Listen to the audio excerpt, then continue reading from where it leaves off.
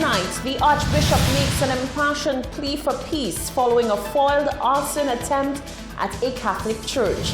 The Ayanola Council for the Advancement of Rastafari strongly condemns the actions of the dreadlocked man who attempted to burn the Peru Catholic Church. And carnival enthusiasts take to the streets in an ode to the postponed 2020 carnival. That and more coming up.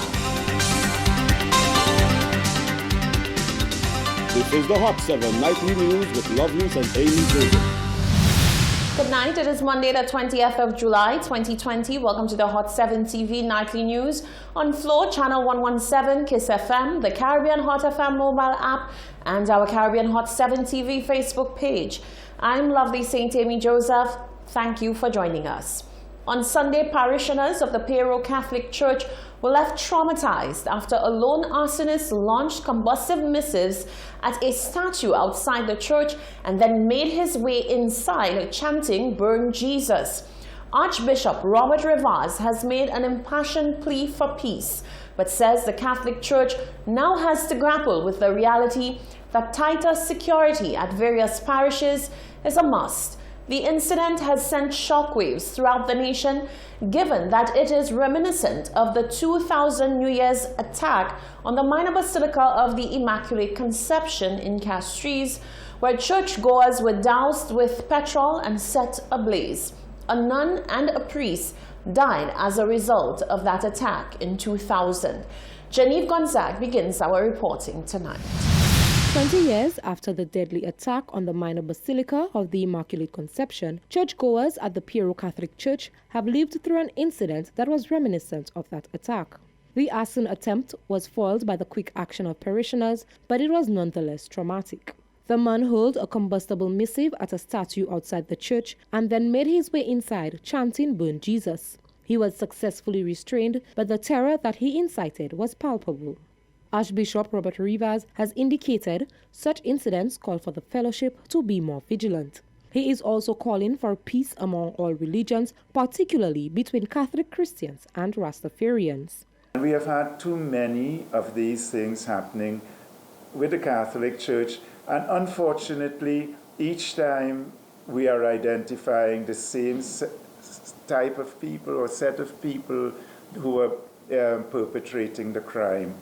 So maybe it's time for the authorities to meet. You know, I would be very happy to meet. I don't know who the leader of the Rastafarian movement is here in St. Lucia, but because some of the crime has been identified with this group against the church, I would be very willing, with my Vicar General and whoever else would be needed, to meet, sit down and meet and discuss this with my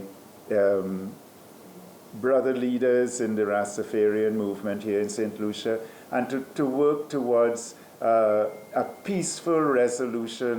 Rivas says ensuring security at all churches is an expensive endeavor that the church is currently not able to meet despite the need. He indicated that more can be done on a societal level to ensure that incidents of this nature are curbed as much as possible and that people practice tolerance and acceptance. At the level of society, I suppose there should be a call, a social call, you know, like on our radio programs or television programs for peace, you know, and an end to violence, and a respect for the faith of others, the religious beliefs of others, you know, and to live together in harmony in St. Lucia.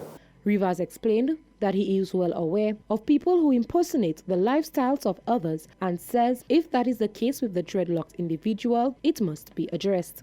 Reporting for Hot 7 News, I am Genevieve Gonzague. The Ayanola Council for the Advancement of Rastafari has rubbished claims that the perpetrator of Sunday's arson attempt at the Vieux Fort Church belongs to their membership. ICAR President Aaron Alexander says the Rastafarian community is more than tolerant of other religions and that the membership of ICAR is respectful to people's rights to worship as they please. Jacques Wooding has more. Wearing dreads does not mean Rastafarian. This is the stance of the Ayanola Council for the Advancement of Rastafari, ICAR, whose membership is condemning and distancing itself from a recent arson attempt perpetrated by a dreadlocked man on a Catholic church in Beaufort.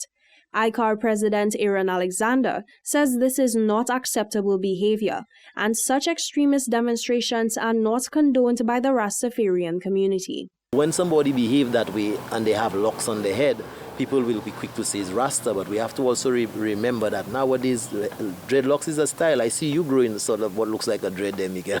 So, dreadlocks is sort of like a style now for a lot of people. So whenever people commit such acts and they are sporting a dread, we must not be quick to say, well, that's a Rasta.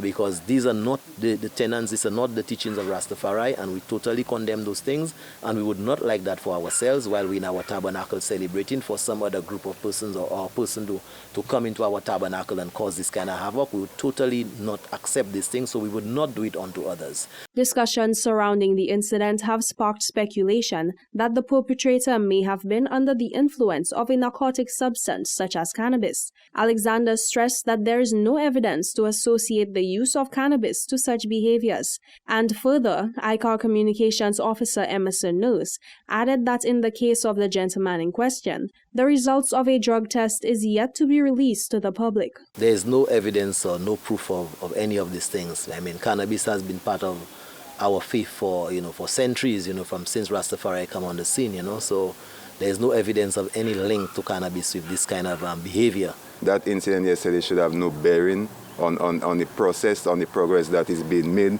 to have cannabis legalized once and for all.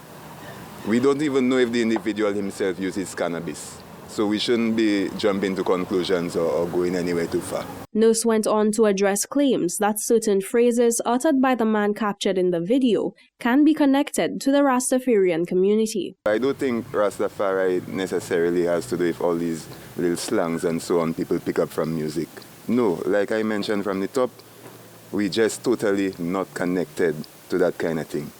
And the same way, we don't want nobody to come and disrespect our vibe. We don't encourage other people, to step on other people's rights and privileges to worship as they please. He believes that the immediate belief that the individual was a member of the Rastafarian community highlights that all too often society chooses to reinforce stereotypes about the Rastafarian community. Jacques Wooding, Hot 7 News. 2 individuals have been brought in for questioning in relation to a recent double homicide in Sarot. The 2 individuals were among 5 held during a recent police operation. They are said to be assisting with the investigation into the 2 killings. Dexter Felix Jr. and Francis Altenor were shot inside Altenor's home on Monday the 13th of July. Police are actively investigating the matter. No charges have been laid thus far. For some, the postponement of Carnival 2020 was the end of discussions on observing the event. But for Carnival lovers like Cuthbert Modest and Thaddeus Antoine, it was just a time to readjust their mode of celebration in light of the COVID-19 pandemic.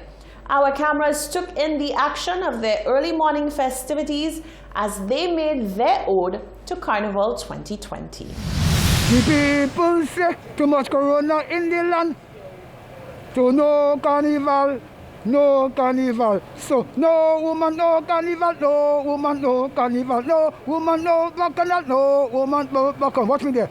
Carnival enthusiast and Old Mass demonstrator Cuthbert Twatine Modest is keeping the spirit of Carnival alive in 2020. Modest went viral on Monday morning as he paraded the streets of Castries in his 2020 Old Mass costume, titled President of the RSLPF Welfare Association Has a Lot of Guts. He says although he could only parade for a short time, he could not bear to see the day go by without celebrating in his regular fashion.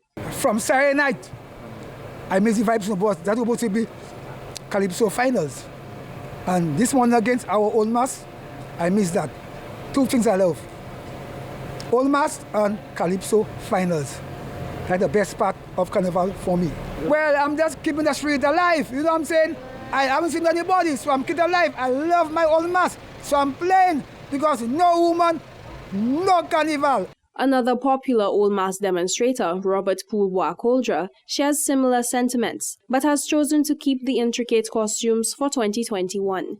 He says this year he demonstrates solidarity with those left idle in the aftermath of COVID-19, instead sitting on the block. I had a lot of ideas, but that COVID thing just passed and just take all my ideas. It just get me blank. I can't remember nothing. I think my Old Mass, what he says, is sitting on the block. And you see how I am, sitting on the block. That is my Old Mass, what they say. Serious, it hurting me. Time like that, my Juve band maybe would be just packed up, 8 o'clock after 8. You know, I had a Juve band last year, and it was real good. And that time I was looking to go home, maybe change to come back on the road. But now look at me, that's why I tell you my Old Mass now is just sitting on the block. A similar display was held by members of the Red Carnival Band, who was spotted parading a shortened route between their annual base, Red Hill, and the Massey Mega Car Park. Video released to the band's social media pages show band leader Thaddeus Antoine and other representatives parading the streets, while passers-by made their way to work on what should have been Carnival Monday.